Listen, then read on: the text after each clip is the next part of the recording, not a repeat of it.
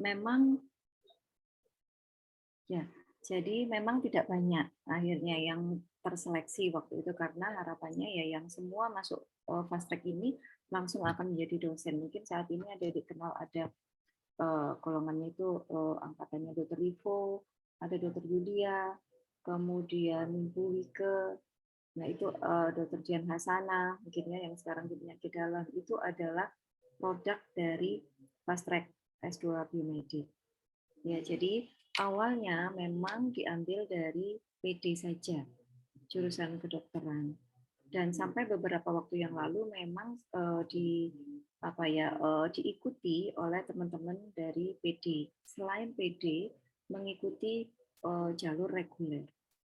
Namun saat ini terinspirasi dari program Merdeka Belajar, kemudian dari fast track yang sudah kita awali dari belasan tahun lalu, Universitas Brawijaya membuka program fast track. Kebetulan saya termasuk salah satu tim yang yang ikut istilahnya membidani barangkali ya. Saya diutus oleh Warek 1 untuk studi banding ke beberapa universitas. Waktu itu kita ke ITB, kita ke IPB dan juga UI waktu itu. Nah, yang kita dapatkan adalah memang tidak semuanya dari jurusan kedokteran atau dari PD saja, tetapi dari misalnya dari ITB itu program fast track-nya yang sekarang kita adopt untuk program fast track selain Fakultas Kedokteran.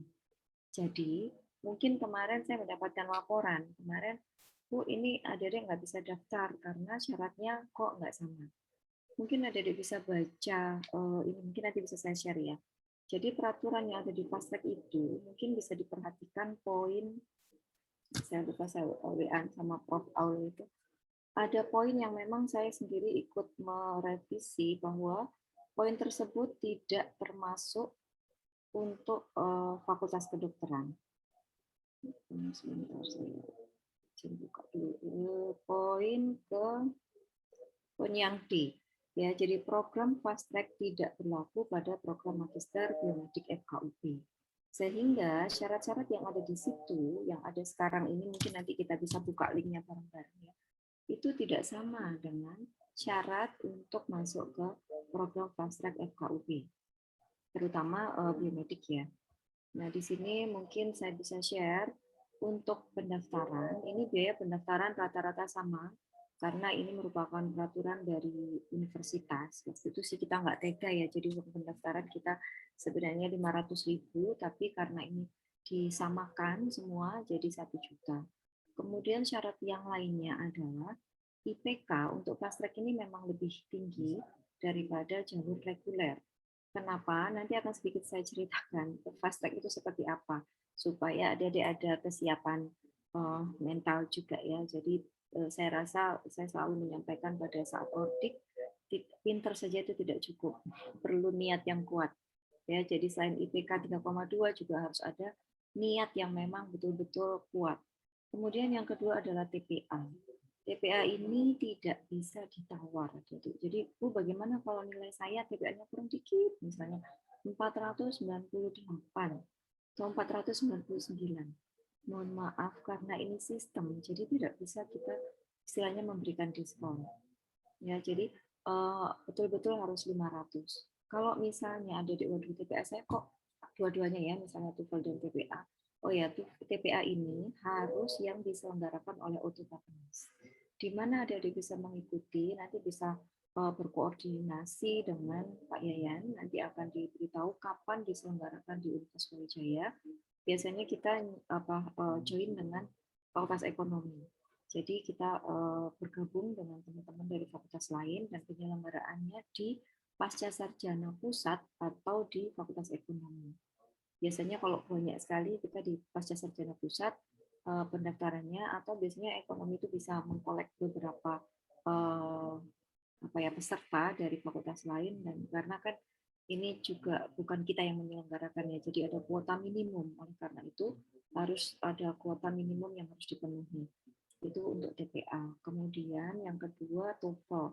TOEFL ini juga harus didapatkan dari institusi negeri atau institusional TOEFL. boleh dari UB, boleh dari UM, ya kalau dulu IKIP gitu ya, boleh dari UM, tapi tidak boleh TOEFL dari tempat-tempat kursus swasta. Ya, saya tidak perlu sebutkan karena kemarin banyak juga yang mendapatkan itu. Kenapa seperti itu? Bukan kami mengesampingkan, tetapi karena kami tahu sendiri bahwa TOEFL yang, mohon maaf, dari yang swasta itu ternyata bisa dibeli. Kenapa kita melarang itu? Karena nanti yang kesulitan adik-adik sendiri. Kebanyakan kita materi banyak-banyak bahasa Inggris, referensi bahasa Inggris, presentasi mungkin sebagian akan meminta dalam bahasa Inggris juga. Kita akan meminta mahasiswa untuk sosialisasi atau mengikuti seminar-seminar internasional juga dalam bahasa Inggris. Oleh karena itu, TOEFL ini menjadi suatu hal yang mutlak. TPA juga demikian. Mungkin untuk jurusan lain, fast track-nya atau fakultas lain, fast track-nya masih mensyaratkan 450. Di FK sendiri, untuk S2 yang lain juga masih mensyaratkan 450. Tetapi ini sudah dari beberapa tahun lalu, khusus S2 Biomedik memang meminta 500, baik TOEFL maupun TPA-nya. Kalau misalnya belum mencukupi, adik-adik silahkan mengikuti lagi. Biasanya itu setiap bulan diadakan. Jadi memang perlu direncanakan jauh-jauh hari. Jadi kalau misalnya sekarang belum mencukupi, silakan. Nah, masalahnya untuk fast track, nah ini kebetulan karena kami ada kerjasama dengan UIN, biasanya kami menyelenggarakan fast track itu di semester genap saja. Sehingga kalau misalnya ada gagal di semester genap ya harus mengikuti tahun berikutnya. Tapi kemudian kan menjadi kacau koasnya kan ya. Jadi itu yang menjadi kendala. Namun demikian untuk saat ini kami mau menerima pendaftaran fast track di semua semester, artinya di odd semester dan juga di event semester, ganjil dan genap. Kemudian yang keempat adalah bukti rekomendasi. Rekomendasi ini dari siapa? Utamanya adalah dari pembimbing TA waktu S1. Atau boleh dari ketua jurusan, boleh, atau mungkin kalau memang dekat dengan yang lebih atas lagi, entah wadek atau dengan Pak Dekan itu ya, silahkan. Tetapi sekali lagi rekomendasi ini hanya sifatnya supporting. Artinya yang utama tiga di atas ini. Sekali lagi mohon maaf, pernah ada rekomendasi bahkan dari pimpinan universitas pun kalau nilainya ini kami tidak, karena apa? Kita sudah diaudit ya, jadi tidak bisa ada excuse atau privilege gitu. Ini anaknya si A, ini anaknya si B, ini mohon maaf sekali, itu tidak berlaku di biomedik. Kemudian yang kelima adalah proposal. Jadi proposal ini begini adik-adik, sifatnya tidak mutlak. Tidak mutlak ini artinya apa?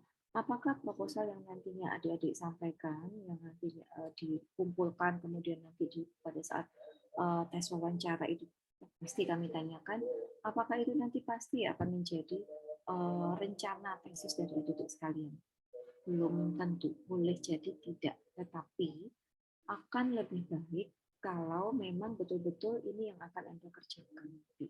Apalagi sudah memiliki cantolan, artinya sudah misalnya join dengan proyeknya Prof siapa atau dokter siapa, nah itu akan menjadi lebih baik. Kenapa? Nanti di slide berikutnya akan saya sampaikan bagaimana fase dari fast track itu, sehingga adik-adik harus betul-betul menyiapkan ini dari awal. Dan penilaian proposal pada saat wawancara ini untuk program fast track porsinya lebih besar dari program reguler. Nah itu adik-adik mesti siapkan dari sekarang. Nah ini yang ingin saya sampaikan rencana studi. Kebanyakan adik-adik fast track ini menyelesaikan studi rata-rata 1 tahun atau kurang. Kok bisa gitu ya? Jadi, mohon maaf saya sementara ceritakan untuk yang S1BD. Jadi pada saat semester 1 itu adik-adik melakukan perkuliahan penuh, jadi course saja. Isinya apa? Yang pertama adalah compulsory course atau mata kuliah wajib. Ini diikuti oleh seluruh peminatan. Belum ada, saya mau minatnya imunologi, saya mau minatnya farmakologi. Tidak ada bedanya. Yang untuk compulsory semua sama, semua harus mengambil baik reguler maupun fast track. Ya. Kemudian yang kedua, sebenarnya untuk yang interest based course ini untuk program reguler ditempuh pada semester 2. Tetapi pada fast track ini ditempuh pada semester 1 plus. Adik-adik harus sudah ujian proposal. Kenapa demikian? Karena fast track ini namanya fast ya, jadi kita berharap prosesnya juga fast gitu. Sehingga pada semester 1, adik-adik ini sudah menyelesaikan sebenarnya 2 semester. Kita menyebutnya ini compulsory di 14 SKS ini adalah sebagai blok 1, ini adalah blok 2. Dan ditambah bonusnya adalah adik-adik sudah maju proposal. Kenapa demikian? Karena setelah semester 1 ini, blok 1, blok 2 Anda selesaikan dan juga proposal, biasanya adik-adik akan menempuh program koas. Sehingga pada program koas ini, rata-rata kegiatan atau kesibukan yang begitu padat itu tidak sempat lagi untuk melakukan proposal, ujian proposal, atau melakukan penelitian. Kalau disambi-sambi misalnya, oke, santai pada saat lab kecil misalnya, itu nanti sebagian saya paruh waktu akan melakukan riset. Boleh. Tetapi proposal harus maju dulu di sini. Supaya apa? Ini untuk melindungi adik-adik sendiri. Kenapa melindungi? Gini, ada kasus ini ya, saya ceritakan sedikit. Ada adik-adik yang tidak sempat ujian proposal di semester 1, kemudian dia cuti dan mengikuti koas. Pada masa koas, dia melakukan penelitian. Dulu rata-rata seperti itu. Mungkin 2-3 tahun lalu itu seperti itu. Tapi kami belajar dari pengalaman, akhirnya untuk melindungi adik-adik juga, ini harus dilakukan proposal sebelum adik-adik koas. Kenapa? Sehingga adik-adik itu sudah memiliki kejelasan di sini. Kejelasan dan juga kepastian. Jangan sampai nanti ini sudah melakukan penelitian tapi belum proposal. Nah, proposalnya terus kapan? Padahal idealnya, adik-adik, ujian proposal harus dilakukan sebelum melakukan riset, bukan? Nah, tujuan ujian proposal ini adalah untuk mengevaluasi apakah usulan proposal yang disampaikan ini sudah sesuai atau belum, prosedurnya sudah tepat, apakah etiknya boleh, visibilitasnya bagaimana, itu ada penilaian di situ. Nah, kalau proposalnya di belakang, adik-adik sudah melakukan penelitian, even itu mengikuti proyek dosen misalnya. Mohon maaf, tidak semua proyek ini melakukan penelitian itu lega artis gitu ya, sesuai dengan prosedur. Nah, ini sempat saya tuh sampai dengan mahasiswa itu sampai naik ke wakil rektor 1. Kenapa? Karena penguji tidak ingin meluluskan. Dekan, wadek 1 sampai dekan sudah angkat tangan. Tidak bisa campur tangan, karena ini wewenangnya dari tim peneliti dan juga ada kaitan sama tim etik.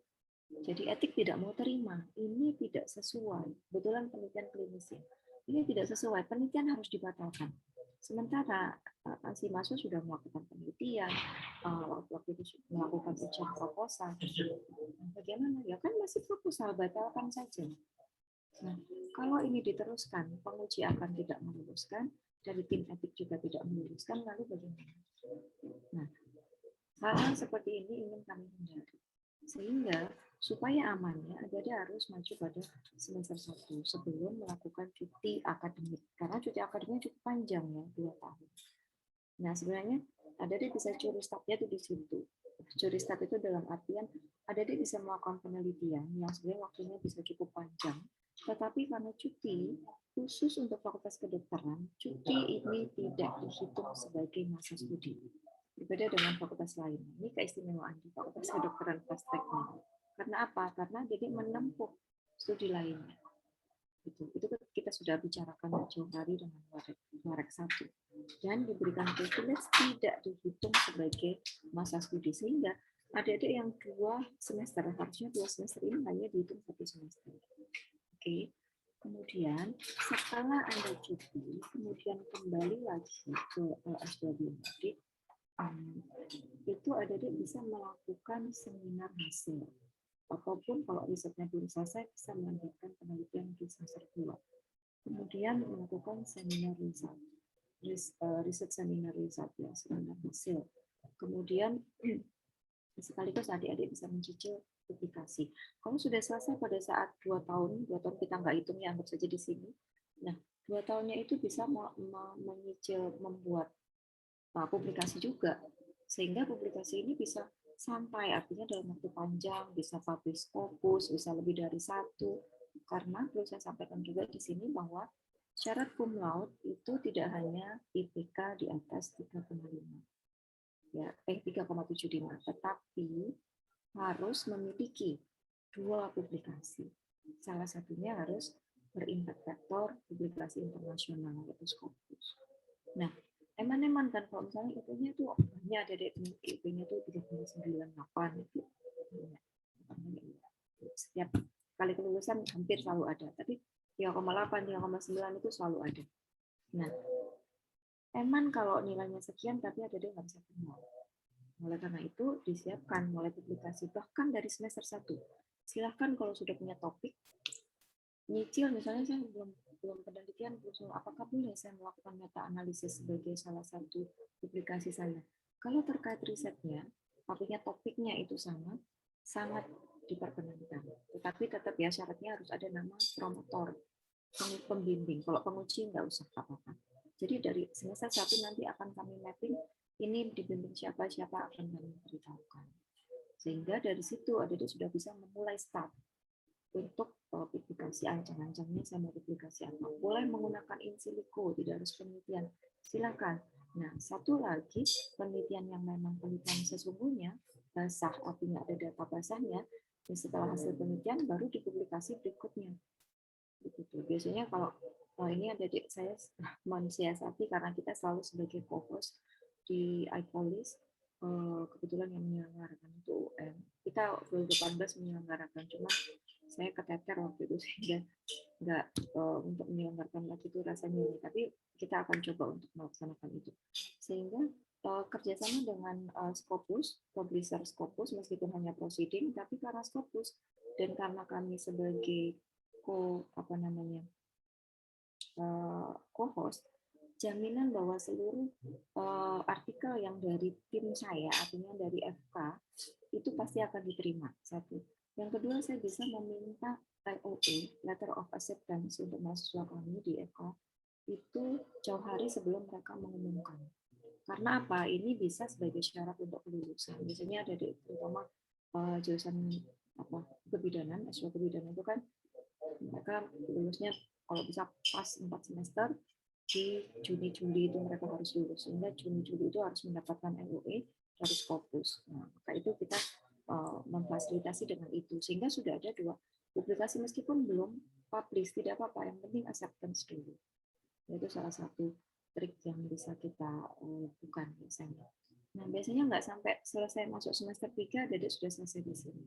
Tetapi kalau memang belum selesai di sini, itu bisa lompat ke semester 3. Bukan lompat ya, artinya mengikuti semester 3. Nah, ada pengurangan SKS yang kami tentukan khusus untuk mulai semester lalu untuk kelas fast track yang tadinya adalah 42 SKS, sehingga pada semester 2 ini masih ada perkuliahan kurang lebih 6 SKS. Nah, itu kami kurangi menjadi 2 SKS saja. Hanya supporting untuk tesis, betul-betul yang related sama tesisnya. Silakan memilih itu ini interest base antara lain yang kita perkenankan untuk diambil di sini juga. Ya, kalau memang tidak perlu harus masuk semester 3, ya udah selesai di sini, dan kebanyakan memang selesai di sini. Nah, untuk yang kelas fast track dari tim kerjasama UIN itu mengambil 2 skema. Dua skema itu maksudnya ada skema yang mengambil cuti dulu sebelum selesai, ada yang langsung. Jadi langsung mereka kepingin 1 tahun itu belum selesai. Apakah mungkin? Mungkin sudah ada yang hampir selesai di semester ini. Ya, jadi mereka menggunakan waktu kesempatan di semester 1 ini langsung kuliah dan penelitian sekaligus. Di semester 2 melanjutkan sebagian penelitian, publikasi, dan seminar hasil. Kalau memang publikasinya sudah ada yang di Scopus, maka tidak perlu ada ujian akhir.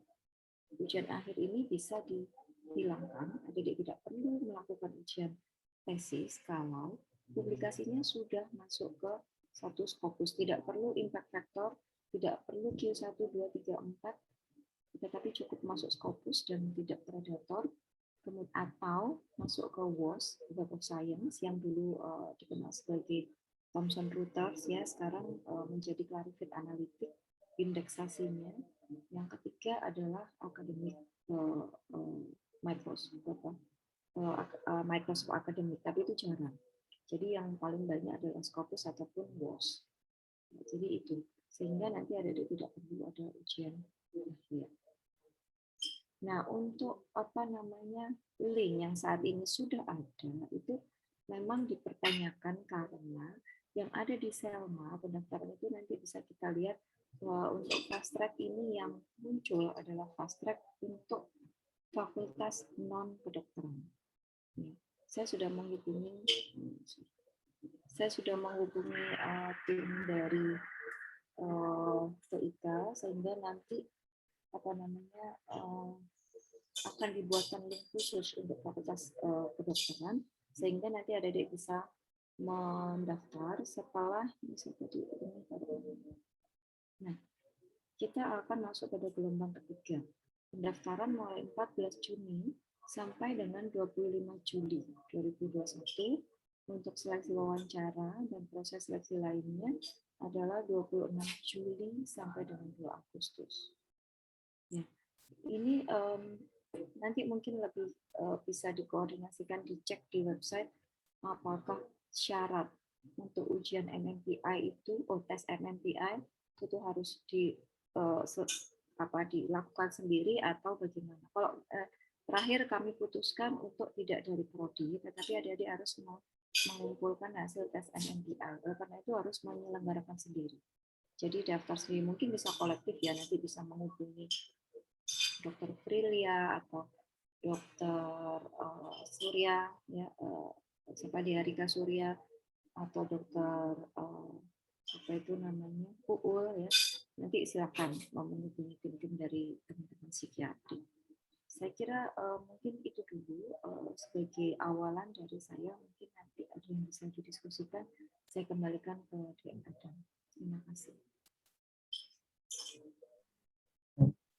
Terima kasih Bu Kusnu atas paparannya. Sangat membuka kawasan dan mungkin akan membuka pertanyaan-pertanyaan dari teman-teman semua. Mungkin sebelumnya teman-teman yang mungkin bisa on cam dulu agar diskusinya lebih interaktif. Dan untuk teman-teman yang ingin bertanya atau sudah ada pertanyaan bisa langsung raise hand atau menanyakannya di kolom chat.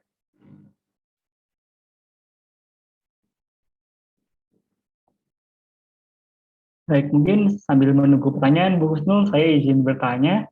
Untuk salah satu syaratnya itu, kalau di websitenya Selma ada 2 kategori IPK, yang di atas 3 dan di atas 3,25 dengan catatan tidak ada nilai di bawah B kalau nggak salah seperti itu. Dan juga total SKS-nya itu 110. Nah, apakah syarat IPK ini seperti itu, ada 3,25 untuk program ilmu biomedik, dan juga apa ada syarat SKS-nya. Karena saya cek tadi di siang itu, saya di PD semester 5 belum sampai 110, masih 102. Nah, itu jadi syaratnya gagal. Apakah seperti itu, Bu? Mohon konfirmasinya. Ya, terima kasih, Adam, pertanyaannya. Memang ada perbedaan IPK seperti yang tadi saya sampaikan untuk regular dan fast track, karena itu tadi harapannya kita butuh mahasiswa yang betul-betul memiliki kemampuan akademik yang baik dan juga endurance gitu ya. Jadi harus kuat betul secara mental. Maka itu kita menginginkan nilainya itu stabil. Artinya kalau bisa memang nilai tidak ada yang di bawah B. Ya, jadi C itu tapi itu tidak mutlak ya. Jadi kita tidak tuliskan secara eksplisit. Tetapi jika nilainya nanti sama, kemudian kita terkait dengan adanya kuota, maka itu akan menjadi pertimbangan. Jadi misalnya nilainya sama, kemudian satunya ini ada C-nya, satunya C+, misalnya satunya tidak ada, ya maka kami akan mengambil yang tidak ada nilai di bawah B. Ya, seperti itu. Oh, kemudian yang kedua yang untuk SKS ya, Jadi adik-adik minimal SKS yang ditempuh tidak harus 110. Makanya ini kemarin saya agak ini diskusi sama Pak Heri Rektor itu juga apa namanya agak alot gitu ya, karena ini kan harus selesai sampai di sini ya. Tetapi kalau untuk PD itu memang berbeda. Minimal adik-adik itu harus menempuh sekitar 100 SKS dan itu 102 ya di ADEM ya. Dan tugas akhir harus selesai. Karena kemarin ada yang mendaftar tugas akhirnya belum. Khawatirnya nanti keteter gitu loh. Jadi seperti yang tadi saya sampaikan ya, semester 1 padatnya demikian padat. Mungkin sedikit saya ini kan juga ya sebentar. Kalau untuk yang lain itu kita mengacu ke, saya izin share screen lagi. Jadi jadwal dari teman-teman fast track itu sangat padat. Sebentar.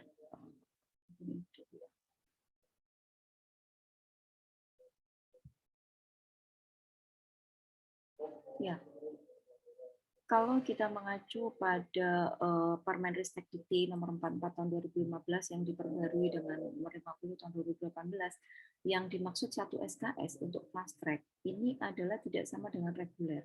Kalau reguler ini 100 menit, tetapi kalau adik-adik kita mempatkan jadi separuhnya cuma 50 menit. Dengan penugasan 60 menit, mandiri 60 menit. Ya, jadi ini betul-betul kita hitung supaya kita tetap mengikuti. Artinya apa? Tetap mukanya sedikit tapi penugasannya banyak. Gitu. Artinya supaya satu kriteria satu SKS ini tetap terpenuhi. Gitu. Kemudian ini tadi yang ya ini program rencana untuk reguler ya. Jadi semester 1 tadi saya sampaikan ini, semester 2, semester 3 ini elektif, ini tergantung tesisnya ya. Kemudian 3, 4 tesis. Tapi kalau fast track ini compulsory dan ini ada blok 1, 2. Dan 3 ini sudah diharapkan bisa juga semester 2 ini selesai tesis, jadi 2 sampai 4. Relaksasinya demikian, rentangnya demikian luas. Jadi mulai semester 2 sudah bisa diselesaikan. Nah, untuk jadwalnya itu kelas fast track ini mulai jam 8 pagi bisa sampai jam 5 sore. Berbeda dengan kelas reguler yang hanya biasanya perkuliahan pagi saja. Rata-rata pagi sampai jam 8 itu formalnya. Tetapi mungkin karena ada yang pergantian jadwal akhirnya diubah jadi siang dan seterusnya. Tetapi secara formal jumlah jamnya itu hanya separuh dari yang fast track. Nah, fast track kita bisa lihat. Kenapa demikian ya? Karena tadi adik-adik menempuh semester 1 compulsory course ini bergabung dengan interest base yang terkait dengan interest yang nanti hubungannya sama tesis. Kalau ini betul-betul arahnya ke tesis. Jadi demikian padatnya perkuliahan untuk fast track. Sehingga kalau misalnya masih harus menyelesaikan tugas akhir lagi, ini mau dikerjakan kapan waktunya? Belum lagi nanti adik-adik harus ada tugas-tugas yang diselesaikan. Nggak akan ada waktu ya. Jadi mungkin IP-nya bagus itu, ada yang mendaftar waktu itu 3,7 sekian. Tetapi tesisnya belum, tugas akhirnya belum selesai. Saya masih tinggal ujian aja kok, ini sudah penelitian sudah mau selesai. Nggak bisa. Kenapa? Karena itu tadi kami khawatir keteter gitu, nggak akan selesai. Bagaimana mungkin bisa menyelesaikan S2-nya, sedangkan S1-nya saja tidak selesai. Itu kira-kira di Adam yang bisa saya jelaskan. Terima kasih Bu Husnul. Mungkin dari teman-teman yang lain, apa sudah ada pertanyaan yang diajukan, baik melalui raise hand ataupun kolom chat? Baik, silahkan untuk Adrianto. Terima kasih, Den. Selamat pagi, Bu Husnul. Izin bertanya, Ibu. Kalau ini bukan tadi misalkan untuk yang syarat itu ada yang 2 publikasi, Bu. Itu misalkan kalau satunya ada yang dari tahun lalunya itu bagaimana ya, Bu? Lalu misalkan nggak boleh itu penelitian apa aja, Bu, yang harus dilakukan? Maksudnya tipe penelitian apa, Bu, yang disarankan gitu? Apa harus sesuai dengan minatnya gitu, Bu? Terima kasih, Dek Adrian. Jadi pertanyaan yang pertama, syarat tahun lalu, gimana saya kurang jelas tadi? Maksudnya kalau misalkan sudah ada publikasi di sebelumnya gitu Bu, sebelum mulai fast track itu Bu. Misalkan ada yang sudah masuk publikasinya ke Scopus itu gimana Bu gitu? Oh, publikasi ya. Iya. Oke. Seperti yang tadi saya sampaikan, publikasi ini karena kita mengacu semuanya berbasis akreditasi ya. Jadi kalau misalnya publikasi itu dilakukan sebelum masuk S2, tentu tidak bisa dipakai. Satu. Kemudian yang kedua, publikasi juga harus related terhadap tesisnya. Karena nanti ada pengecekan. Jadi ini dilakukan kapan? Satu. Yang kedua, apakah memang sesuai dengan tesisnya? Dan apakah di situ melibatkan pembimbing pada saat S2-nya? Kalau tidak ada pembimbing, maka itu juga tidak bisa dibagai syarat untuk syarat tesis. Kenapa? Karena di pengisian borang akreditasi kami itu harus ada integrasi antara penelitian, tesis, bahkan itu kalau mungkin nyantol di penelitian dosen itu akan lebih baik. Jadi seperti itu. Jadi ada pengecekan yang memang dari A sampai Z. Mulai kapan dilakukan penelitian, penelitiannya ini sesuai dengan roadmap-nya biomedik, sesuai dengan roadmap-nya fakultas atau tidak, sesuai dengan RIP-nya UB atau tidak. Jadi rentetannya panjang. Kemudian juga harus melibatkan dosen-dosen pembimbing akademik. Jadi kalau tidak ada misalnya ini dosennya yang terlibat masih dosen waktu S1, nah itu mohon maaf belum bisa dipakai syarat. Karena nanti akan ada pengecekan. Memang tidak salah satu, tapi kalau pada saat tersampling gitu, kalau ketemu loh ini publikasinya siapa, kapan, kemudian kok tidak ada dosen tetapnya S2 biomedik gitu, nah, maka itu kami tidak bisa menerima publikasi yang memang dilakukan jauh sebelum mendaftar di S2 biomedik dan tidak ada korelasinya dengan tesis. Seperti itu kira-kira di Adrian. Kemudian yang kedua tadi pertanyaannya apa ya?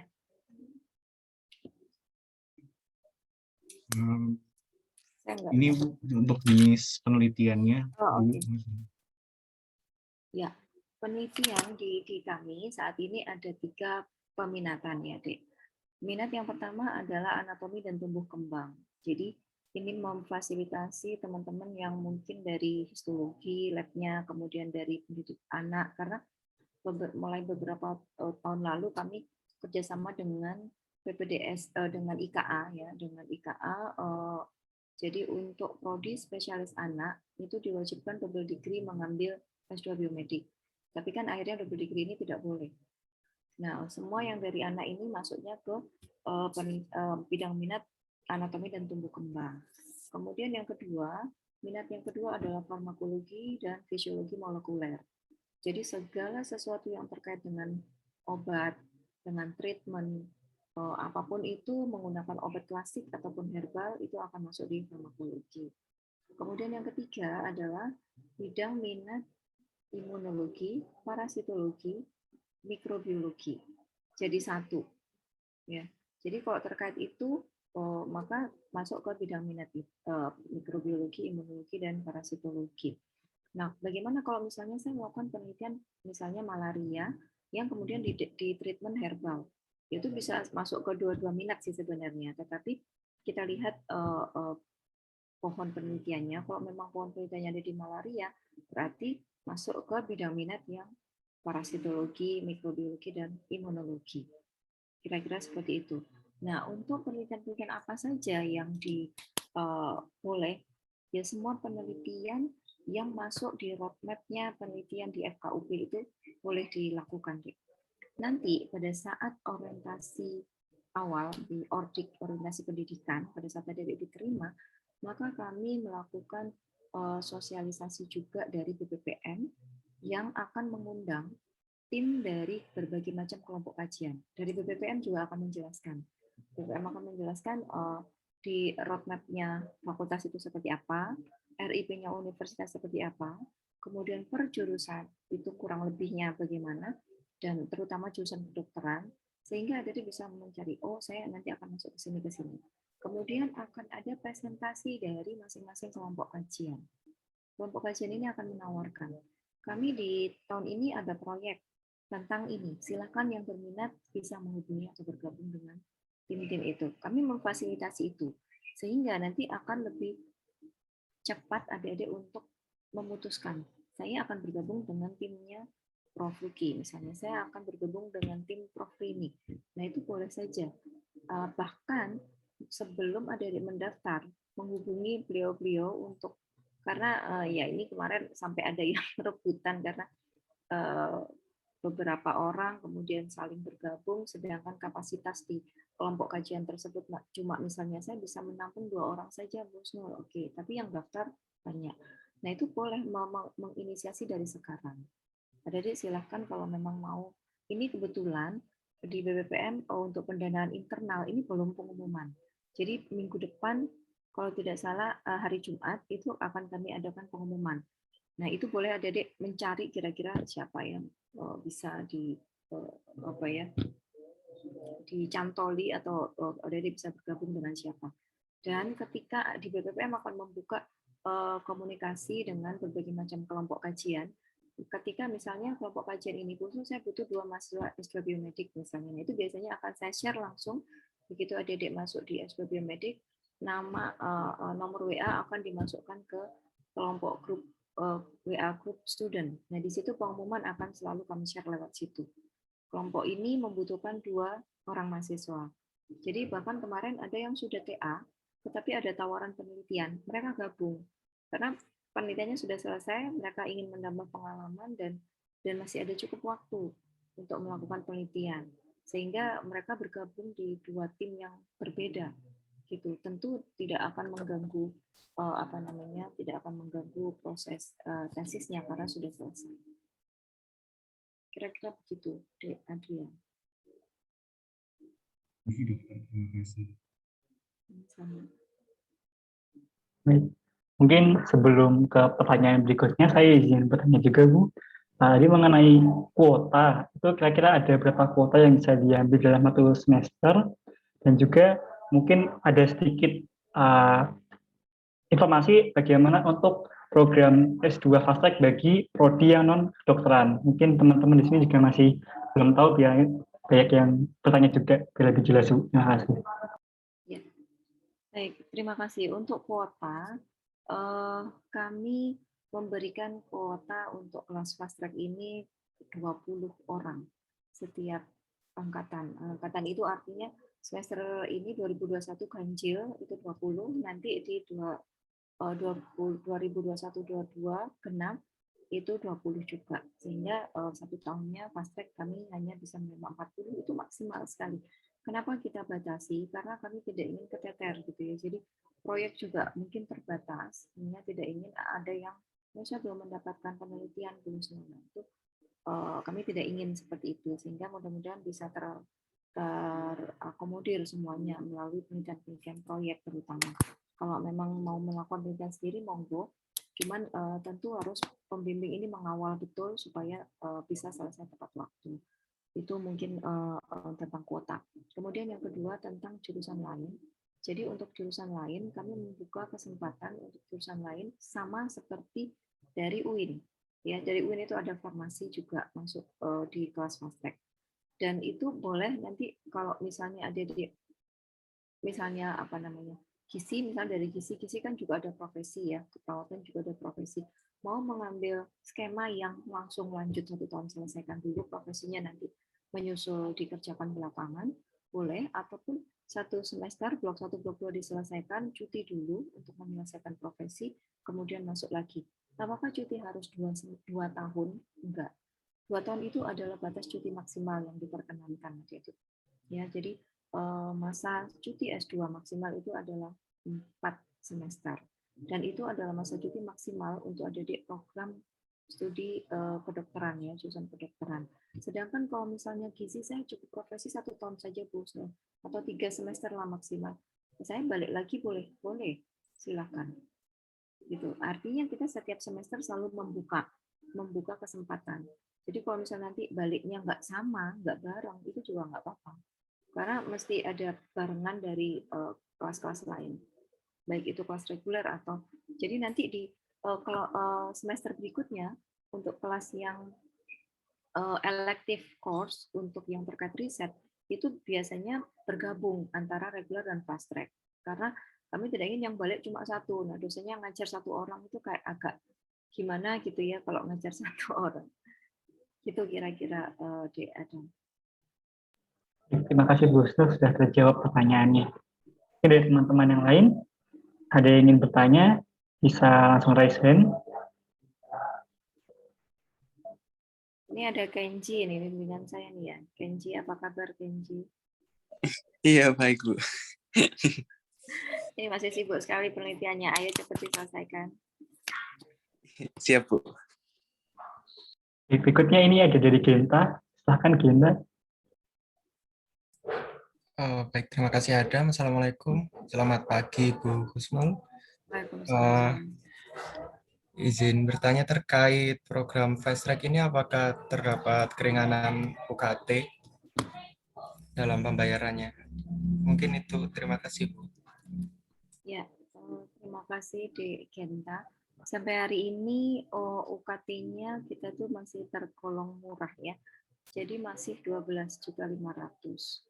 Jadi kalau kita melihat ke S2 kebidanan misalnya itu dari awal berdiri tahun berapa ya, saya itu 2012 atau 13 itu mereka sudah 16.800.000 gitu. Jadi kami sebenarnya juga kemarin diminta untuk menaikkan, tetapi kami masih kekeh tidak ingin karena apa? Harapannya adik-adik yang dari S1 PD ini kan bayar SPP-nya masih double gitu ya sama profesi. Nah, itu yang kami jadikan acuan. Nah, dari situ kemudian kami tidak diizinkan lagi untuk memberikan keringanan atau penurunan SPP lagi dari situ. Mungkin skema bisa kita koordinasikan, barangkali ada beasiswa bisa berkoordinasi dengan Wadek 3, mungkin nanti bisa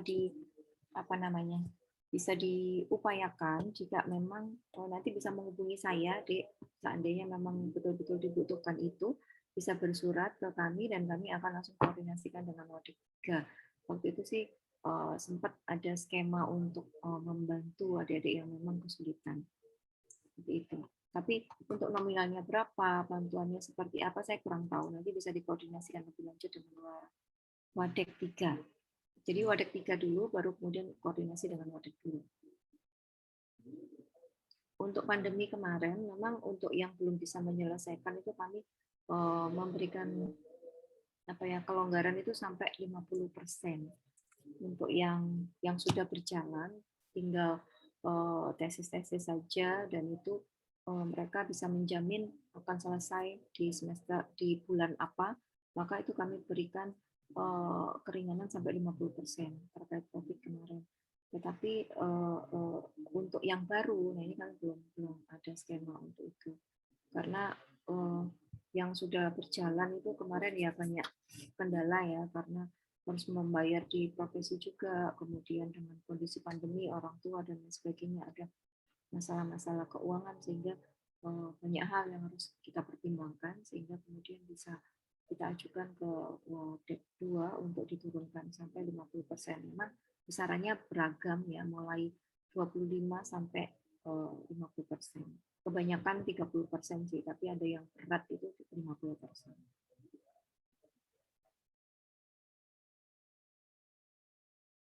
Kira-kira begitu ya, Dek Genta. Dari Genta, bagaimana? Apakah sudah terjawab? Baik, sudah. Terima kasih Bu. Terima kasih. Kemudian, ini kita buka lagi pertanyaan. Ada yang ingin bertanya? Silakan Alan.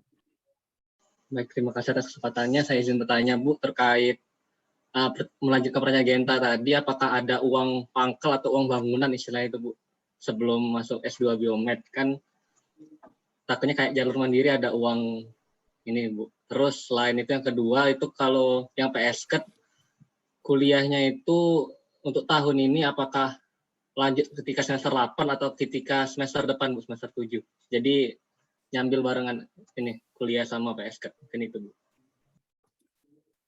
Ya, terima kasih pertanyaannya, Dean. Untuk uang pangkal ini sudah tidak ada ya. Dari awal memang kita tidak ada uang pangkal karena sudah masuk UKT tersebut. Jadi UKT itu sudah kita hitung unit cost untuk masing-masing mahasiswa. Jadi tidak ada lagi uang pangkal, hanya uang SPP saja. Dan saya pesan dari awal, ketika ada misalnya nih ya, dalam tanda kutip ada iuran-iuran yang tidak jelas, jangan sampai diikuti. Kalau memang tidak jelas, silakan konfirmasi ke prodi. Ya langsung ke prodi, ke saya atau ke mungkin ke Bu Dina, silakan.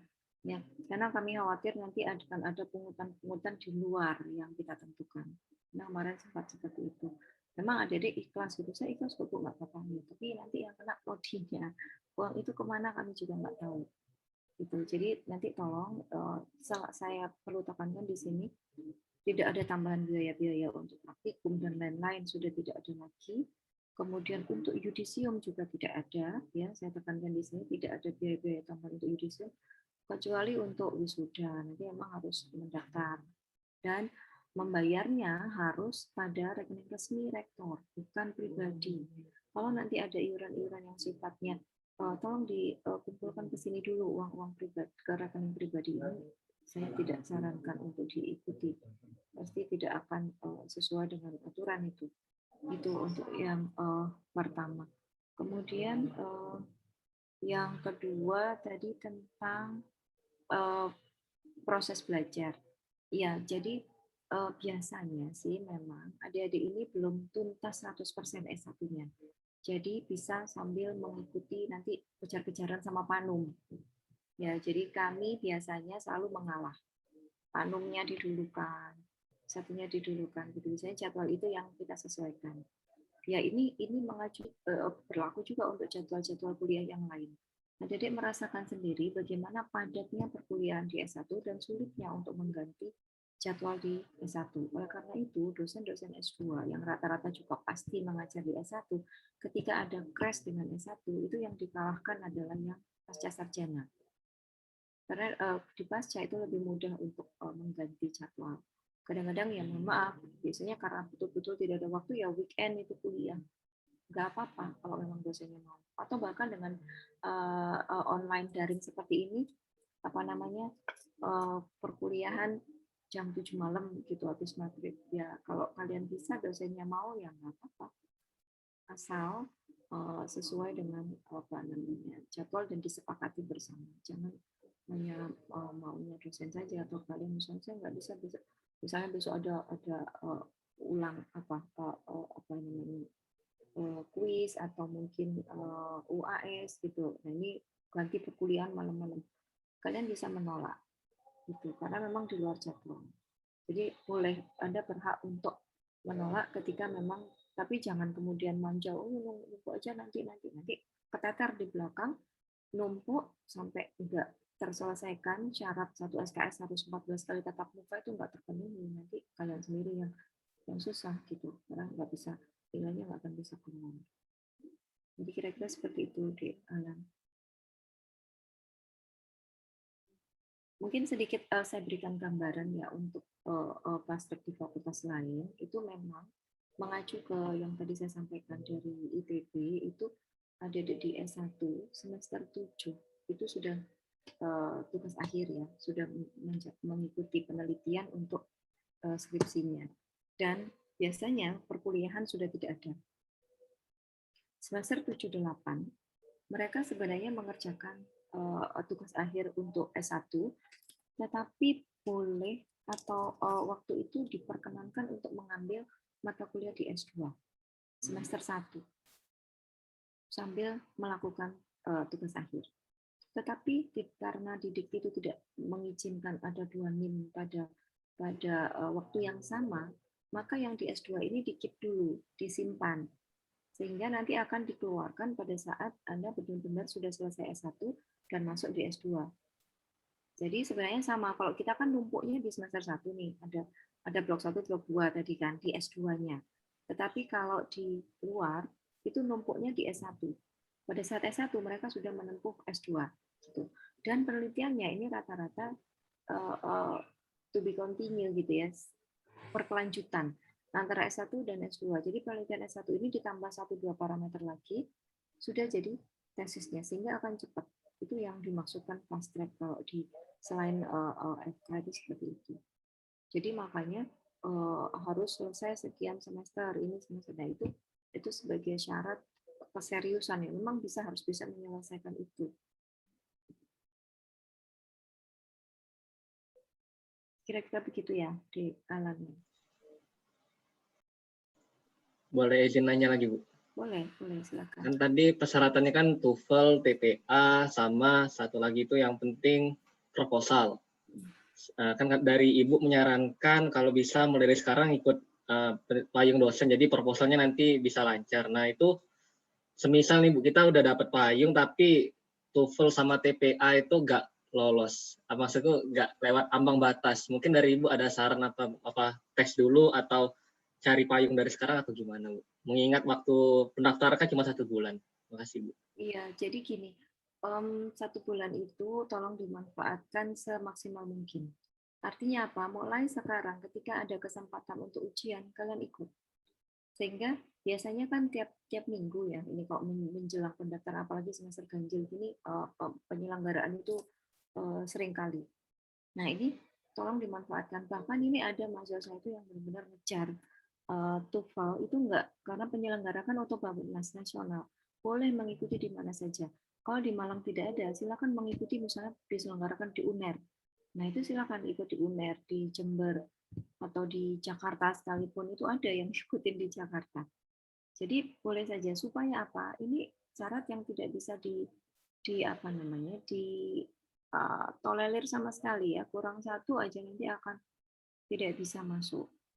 Sedangkan proyek itu insya Allah setiap tahun itu akan selalu ada proyek-proyek baru. Bahkan lebih baik kalau yang sudah dapat TPA sama TOEFL-nya, ini segera menghubungi kira-kira siapa yang biasa punya proyek tahunan yang rutin, atau menghubungi dosen siapa, minatnya apa, atau kalau misalnya Bu Sambil nggak tahu saya minatnya ini, nanti bisa menghubungi saya akan carikan dosen yang kira-kira bisa menampung. Gitu. Nah kebetulan saya sekarang di BPPN, jadi bisa langsung melihat kira-kira ini yang dapat proyek siapa saja, yang dapat hibah tahun ini siapa saja. Gitu.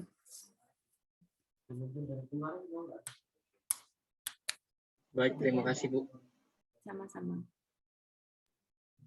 Mungkin ada lagi yang ingin bertanya, masih ada di forum ini, bisa langsung ke kolom chat atau langsung raise hand. Mungkin saya izin bertanya juga, Bu. Kira-kira worst case apa yang mungkin kita ketika sudah diterima akan alami? Mungkin mereka kan dapat keren-kerennya, dapat fast track cepat dan sebagainya. Cuman apakah ada kasus-kasus tertentu yang mungkin perlu kita perhatikan dari awal agar tidak terjadi? Dan juga mungkin apakah kira-kira prospek kedepannya setelah lulus nanti, selain jadi dosen di FKUP, mungkin ada peluang-peluang apa yang bisa dimanfaatkan ketika kita sudah menempuh program S2 biomedik ini, Bu? Terima kasih. Baik, pertanyaannya bagus sekali ya, Adam ya. Untuk kasus ini biasanya pada saat Ordik kami selalu mengundang alumni. Alumni ini ada yang dari fast track, ada yang dari non fast track atau reguler. Mereka biasanya akan sharing pengalaman, dan di situ adik-adik bisa bertanya apa saja terkait misalnya troubleshooting apa saja, kendala dan lain sebagainya. Nah, yang jadi masalah seringkali adalah untuk kelas fast track itu kesulitan untuk menyusun proposal di semester 1. Itu berat sekali memang. Jadi kalau memang tidak disiapkan dari saat awal masuk, itu akan sulit. Misalnya baru nge-fix di tengah-tengah semester. Sedangkan di tengah-tengah semester Anda sudah sibuk dengan UTS, mempersiapkan tugas-tugas dan juga akan mepet dengan UAS juga. Dan kapan mengerjakan proposalnya? Dan ini benar-benar yang selalu kami wanti-wanti, fast track harus siap mental. Jadi kalau misalnya yang lain itu belajarnya sekitar 2-3 jam, ya Anda harus 2 kali lipat dari itu. Kenapa? Ya itu tadi, karena bebannya akan lebih berat. Nah, kalau misalnya tidak bisa menyelesaikan proposal di semester 1, nah itu yang masih jadi kendala di kami. Tetapi kami akan terus mengejar. Jangan sampai proposal pada saat Anda kembali. Saya akan selalu ngejar siapa yang belum proposal. Nah, di sela-sela saat koas, Jika memungkinkan, silakan menyelenggarakan ujian proposal. Kan saat ini daring bisa ya, jadi mungkin tidak terlalu memakan waktu, cukup berkoordinasi dengan para pembimbing dan penguji dan koordinasi dengan tim administrasi. Nah, itu bisa sangat membantu. Harus dikejar proposal itu. Maka itu saya yang selalu jadi kendala di situ, adik-adik merasa aduh kapan ini nggak ada waktu untuk apa namanya jalan-jalan dan lain sebagainya. Enggak kok, sempat bisa kok, bisa. Yang lain bisa, adik-adik pasti bisa. Saya kira gitu ya untuk yang pertama. Kemudian untuk peluang. Jadi gini, untuk peluang ini kami ini memiliki namanya konsorsium ilmu biomedik Indonesia. Dan kebetulan saya adalah pengurus pusat. Saya di bagian penelitian dan publikasi. Salah satu program dari penelitian saya, dari program kerja saya, kemudian saya koordinator juga. Jadi adalah menjalin kolaborasi dengan saat ini yang tergabung di KIPI untuk S2 Biomedik Indonesia itu ada 19 prodi. 19 prodi S2 Biomedik di seluruh Indonesia. Dan ini kita bisa saling merdeka belajar. Di UI Anda boleh mengambil namanya shopping. Shopping ini bukan shopping ke mall, tapi Anda shopping SKS.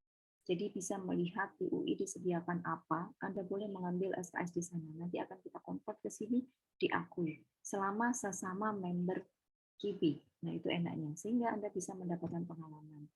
Selain pengalaman, saya selalu tekankan pada adik sekalian, selalu biasakan menjalin network.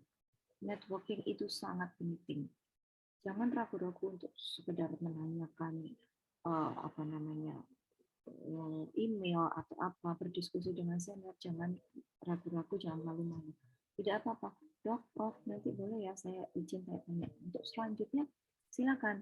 Ada kesempatan luas, misalnya Anda tidak ada kesempatan di FKUB, mungkin di FKUI ada kesempatan, atau di universitas lain, di S2 Biomedik yang lain ada kesempatan. Kita juga sering mengundang narasumber dari industri. Nah, ini mungkin juga ada kemungkinan peluang-peluang dari misalnya LIPI, dari lembaga-lembaga riset, Batan, dan lain sebagainya. Itu sangat terbuka. Ya, jadi kami sangat encourage adik-adik untuk mengikuti setiap kali seminar-seminar yang kita selenggarakan. Itu sehingga peluangnya akan menjadi lebih luas. Apakah hanya bisa menjadi dosen? Tidak harus jadi dosen juga. Tetapi saat ini perkembangan ilmu kedokteran jika tidak diimbangi dengan basic biomedis itu akan sulit, iya kan? Menjelaskannya bagaimana? Gitu kan? Sehingga ketika Anda punya basic biomedik ini, insya Allah mau kemana-mana juga lebih mudah. Kira seperti itu. Banyaknya ada yang terjawab. Terima kasih Bu sudah terjawab. Juga mungkin mohon izin Bu Usto ini jam 9, tapi sepertinya teman-teman masih banyak yang ingin bertanya. Apakah masih boleh dilanjut dulu? Boleh, silakan. Mungkin bisa sampai 9.15. Boleh, silakan. Ini ada lagi yang present kayaknya. Mungkin ada Rajani bisa bertanya. Baik, terima kasih. Sebelumnya mohon maaf Bu Husnu, untuk kamera untuk saya lagi error, jadi belum bisa on-cam Bu Husnu. Okay. Izin konfirmasi untuk soal tugas akhir tadi Bu Husnu. Jadi tadi kan Bu Husnu sama menyampaikan bahwa untuk mendaftar ini memang sebaiknya tugas akhir itu harus sudah selesai. Jadi kalau misalnya tugas akhirnya nggak selesai itu akan sulit ya untuk kuliahnya Bu Husnu. Nah itu tadi apakah maksudnya untuk saya konfirmasi lagi Bu Husnu, mungkin saya salah dengar tadi, apakah maksudnya untuk tugas akhir di S1 ini apakah kita itu harus selesai sebelum pendaftaran yang mana Juli kan ya Bu Husnu? Apakah seperti itu atau kita masih boleh mendaftar walaupun mungkin untuk tugas akhirnya itu kita baru ujiannya semahasnya itu di setelah batas waktu pendaftarannya itu selesai. Mungkin izin konfirmasi itu Bu Husnu. Terima kasih. Oke, ya terima kasih Dek Rajani. Memang kekhawatiran kami itu tadi ya, jangan sampai nanti pada saat perkuliahan.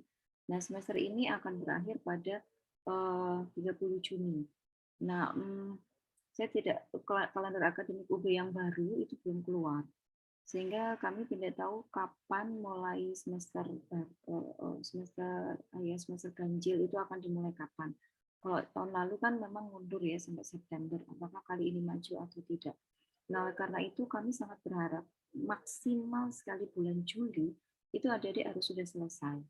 Mendaftar silakan, tetapi harus dipastikan pada bulan Juli itu sudah selesai untuk tugas akhirnya.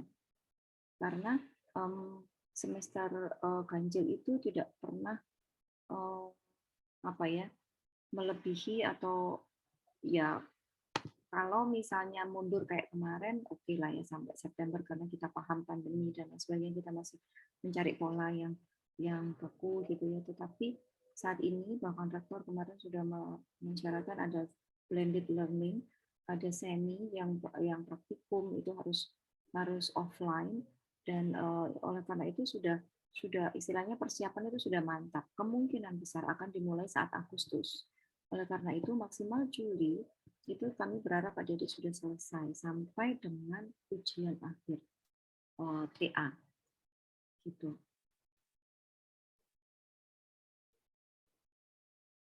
Itu ya Dek, kira-kira Dek Rabjani. Wah, baik Bu Husnul, terima kasih atas konfirmasinya Bu. Baik, terima kasih Pak Jenny. Mungkin ada satu lagi pertanyaan dari teman-teman. Nah, silahkan, mungkin ini jadi yang terakhir ya Bu Husnul pertanyaannya dari Puan, silahkan. Baik, terima kasih atas kesempatannya. Sebelumnya mohon maaf dokter tidak bisa on cam karena kendala jaringan. Izin bertanya dokter, ini terkait dengan pertanyaannya Rabjani yang tadi juga, masalah tugas akhir yang harus selesai sebelum pendaftaran. Kebetulan saya dari prodi non-PSK dokter. Nah, untuk tugas akhir dari prodi saya sendiri itu kemungkinan baru bisa kelar itu sekitar bulan Desember atau Januari dokter. Nah, berarti itu tidak bisa ikut yang jangka tahun ini ya dokter untuk fast track-nya, atau dialihkan menjadi tahun depan kalau misalnya berminat untuk daftar fast track-nya dokter. Terima kasih. Ya, terima kasih. Dari prodi apa, Dek? Tadi? Kebidanan, dokter. Kebidanan, oke. Kalau memang masih November, itu ya saya rasa bisa mengikuti program fast track di periode berikutnya. Pendaftaran dimulai pada bulan November nanti untuk semester genap. Ya, semester genap itu fast track-nya kita mulai di pendaftaran mulai November Desember. Nanti D1 bisa mengikuti di program berikutnya. Jadi tidak harus menunggu 1 tahun.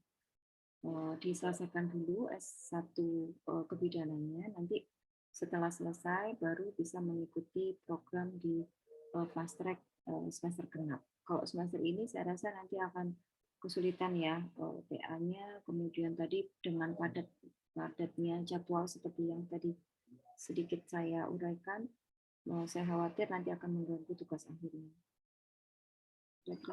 Baik dokter, terima kasih.